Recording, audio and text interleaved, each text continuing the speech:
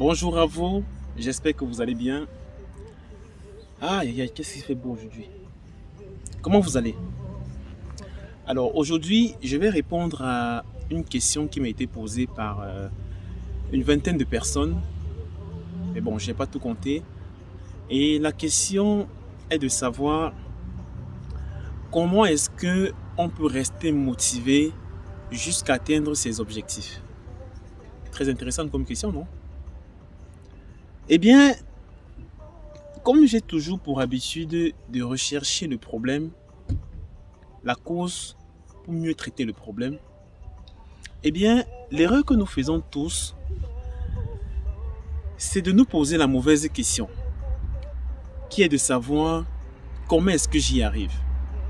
Lorsque tu es motivé, il est très important pour toi, dans un premier temps, de te poser la bonne question. Pourquoi est-ce que je fais ça? Et ensuite, j'agis. Parce qu'il faut savoir que la motivation en elle-même, c'est juste le démarrage. C'est un peu comme lorsque tu mets la clé dans une voiture. Là, c'est la motivation. Si tu veux rouler pour aller loin, il faudrait que tu mettes du carburant.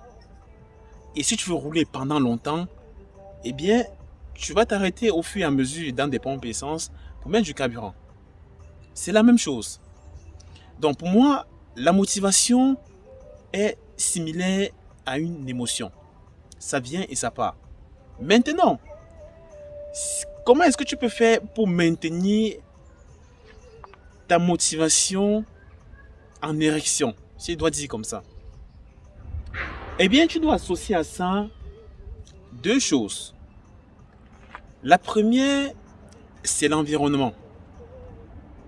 Et la deuxième chose, c'est la discipline. Je vais te prendre un exemple très simple. Mais avant, je vais faire une petite pause thé quand même. Quand même, non? Une petite pause thé, c'est pas tuant, non? Hein? Alors ça, c'est le kit brûleur de graisse naturelle, irréversible, biocertifié, d'une composition de 6 plantes naturelles. À votre santé. Je disais qu'il faudrait associer à ça deux choses, dont la discipline et l'environnement. Je vais te prendre un exemple très simple pour que tu puisses bien matérialiser la chose. Admettons que je dépense énormément d'argent dans des transports en commun. Je suis furieux et je décide comme ça d'avoir mon permis. Je me dis, allez, c'est trop, il faut que j'obtienne mon permis pour par la suite m'acheter une voiture. Alors, qu'est-ce que je fais? Je m'en vais, je m'inscris à l'auto-école. Mais est-ce que le fait d'avoir fait une inscription à l'auto-école me fait avoir mon permis? Non. Je m'inscris à l'auto-école. J'ai parlé de la discipline et le cadre. Premièrement, la discipline. Si je finis le travail à 15 heures, alors je me dis de 16 heures à 17 heures, je dois aller faire mes cours de conduite jusqu'à ce que j'obtienne mon permis de conduire. Et une fois, et ça, ce que j'appelle là, c'est ça qu'on appelle la discipline. Une fois que je me suis déjà discipliné, mes émotions n'ont plus rien à voir là-dedans. C'est-à-dire, qu'il pleuve ou qu'il neige, je dois y aller à l'auto-école jusqu'à ce que j'obtienne mon permis. On est tous allés à l'école. Il y a des jours où on n'avait pas envie d'aller à l'école, mais on est quand même parti. Ça nous a permis d'avoir des bonnes notes, d'avoir des diplômes, etc. Donc, une fois que j'ai fixé la discipline, j'ai parlé de l'environnement. Je ne vais pas non plus aller m'inscrire dans l'auto-école qui n'a pas de référence. Je dois choisir une auto-école de référence. Ok?